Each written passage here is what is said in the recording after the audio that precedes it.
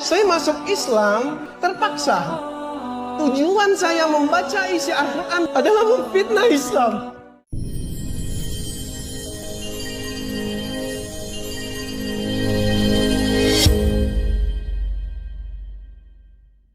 Bismillahirrahmanirrahim.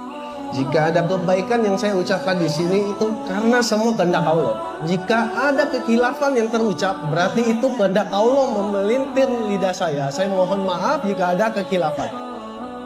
Saya sebelumnya kalau saya berdiri di sini pada saat seperti di zaman dulu, waktu saya masih kafir, mungkin antum-antum semua, ukti semua akan membenci saya, mungkin menggebukin saya sekarang juga, karena saya masuk Islam itu karena boleh dibilang terpaksa.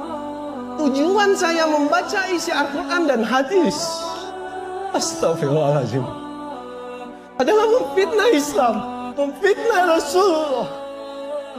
Saya gak emosional, maaf. Itulah kekhilafan yang saya lakukan sehingga Allah membalikkan hati saya, membuat saya jatuh cinta kepada Rasulullah, membuat saya cinta setengah mati kepada Islam, membalikkan hati saya yang keras.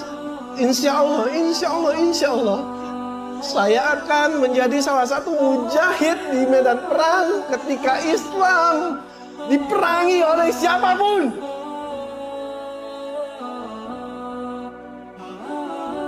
Ya begitulah, dan kebetulan masa lalu saya yang kelam. Semoga jika ada polisi di sini nggak nangkap saya ya. Saya mantan pengedar, mantan. Dan karena saya mempunyai masa lalu yang sangat jelek ini, alhamdulillah saya dipertemukan dengan Pak Yunan dan saya memiliki porsi untuk berdakwah. Dalam artian bukan berdakwah ilmu Islam, tapi saya mengajarkan kepada saudara-saudara saya yang menjadi korban berada di lapas. Ini loh, kenapa Anda di lapas?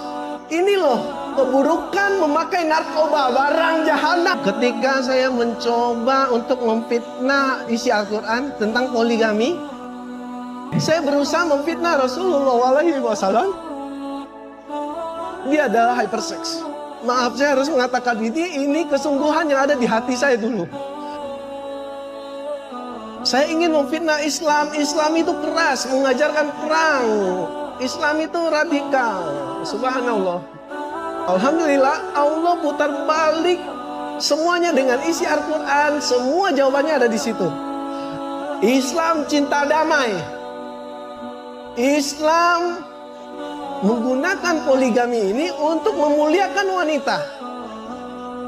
Semua itu terbukti dengan ilmu sains. Semua terjawab. Hasil riset abang-abang saya ya, bukan riset yang seperti orang barat ya. Nah, saya riset dengan beberapa media gitu kan. Saya sinkronkan. Masya Allah, 1400 tahun yang lalu, siapa yang punya mikroskop? Siapa yang punya teleskop? Siapa yang berani mengatakan bulan pernah terbelah? Hanya di Al-Quran. Hanya di Al-Quran. Dan NASA membuktikan bulan pernah seperti terbelah karena di tengahnya ada garis seperti disambungkan kembali. Benar ya? Benar ya? Ini terbukti oleh NASA. Di Al-Quran mengatakan di dasar lautan terdapat air tawar yang mengalir. Kurang lebih seperti itu. Saya agak lupa seperti apa. Tapi sekali lagi 1400 tahun yang lalu Islam ini terkenal di daerah gurun ya, di daerah Arab, bagian timur tengah. Bagaimana caranya? Rasulullah mengatakan di dasar lautan itu terdapat air tawar yang mengalir. Bagaimana caranya? Jika dia di gurun, di pasir yang tandus, dia bisa mengatakan seperti itu karena atas izin Allah. Dan terbukti sekarang di abad ini terbukti, benar-benar terbukti ada sungai yang mengalir di dasar lautan.